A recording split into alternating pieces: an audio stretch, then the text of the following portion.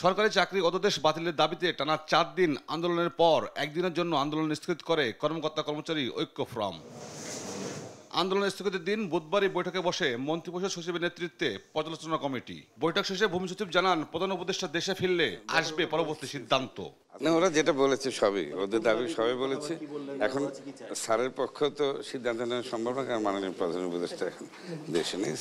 Sir বলছে যে পরবর্তী পদক্ষেপ উনি নেবেন।